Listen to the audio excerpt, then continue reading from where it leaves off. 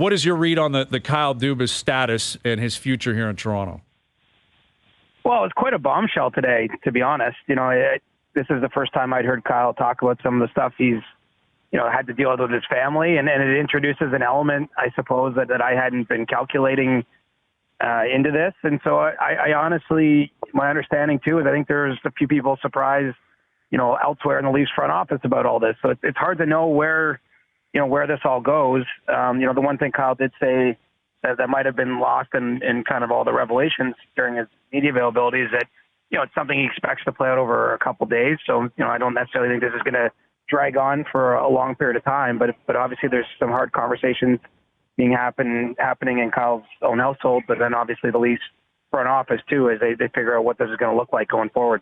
So what's your gut tell you, CJ? Kyle Dubas will be the GM of the Maple Leafs?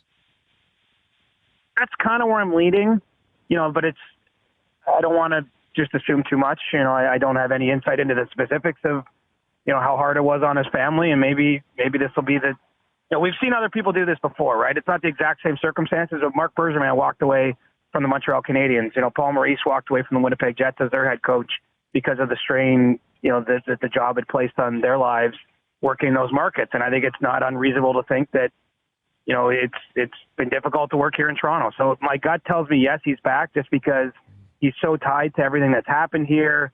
I don't believe they're necessarily as far away as they, it's a good organization. There's a lot of reasons to stay. But that family, the family dynamic, I'd be at risk of assuming too much if I say it's a slam dunk, he'll be back. Why was Brendan Shanahan not around today? What is your read on that situation? I think it's a case where, in his job, there wasn't much definitively he could say.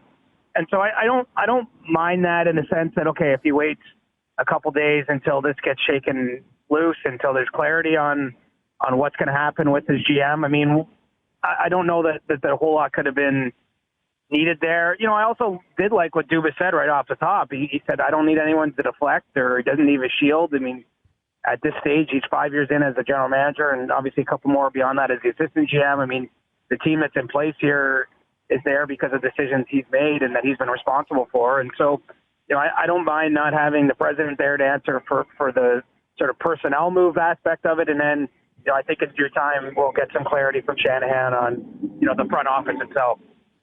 That is different, though, right, CJ? Right. Like in past years, they took a couple days, they came out in lockstep and said, we're doubling down, tripling down, right? We're going back to the well. We believe in these guys. Throw everything at us. So they didn't do that this time, so that's obviously not the case this time. It would appear so, would it not?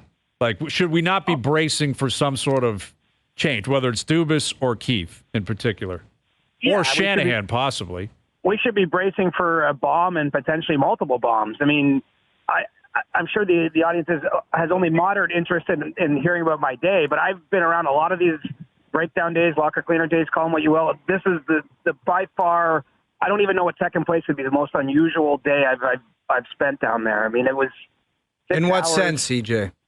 Well, it just felt like there wasn't any order to it, and usually it's quite an orderly exercise, and so it's a departure from past.